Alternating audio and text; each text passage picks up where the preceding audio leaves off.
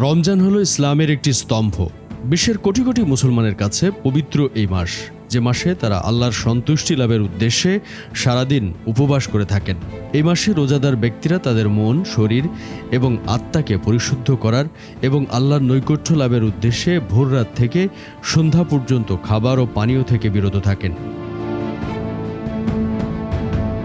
PG হাসপাতালের cardiology বিভাগের সহযোগী অধ্যাপক ডাক্তার এস.এম. ইয়ারি মাহবুব বলেন, শুরুতে অনেক রোজাদারের জন্য নতুন খাদ্যাভ্যাসের সাথে মানিয়ে নিতে একটু কষ্ট হলেও মাসের শেষ দিকে বেশিরভাগ লোক রোজা থাকাকে সহজ বলে মনে করে। ঠিক তেমনি রোজা শেষেও একইভাবে আমাদের পরিপাকতন্ত্র স্বাভাবিক হতে একটু সময় লাগে।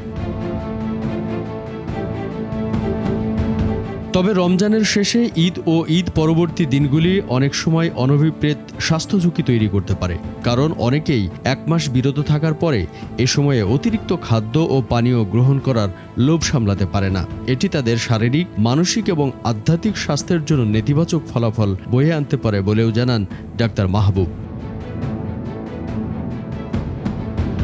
এসব কারণে ঈদের পরে হৃদরোগ, স্ট্রোক, হাই প্রেশার ও বদহজম জাতীয় রোগের প্রকোপ হঠাৎ বেড়ে যেতে দেখা যায়। তাই রমজান পরবর্তী সময়ে মুসলমানদের তাদের খাদ্যাভ্যাস সম্পর্কে সচেতন হওয়া এবং অস্বাস্থ্যকর খাবার গ্রহণ করা থেকে বিরত থাকা গুরুত্বপূর্ণ।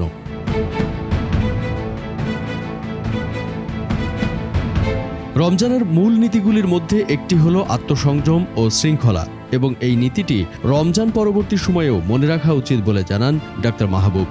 এই পবিত্র মাসের চেতনার সাথে সামঞ্জস্য রেখে পরবর্তীতেও স্বাস্থ্যকর এবং সুষম খাদ্য গ্রহণের জন্য সবার চেষ্টা করা উচিত। যে কোনো অবস্থায় অত্যাধিক খাওয়া দাওয়া বা অস্বাস্থ্যকর খাবার খাওয়া এড়িয়ে চলা উচিত বলেও জানান তিনি।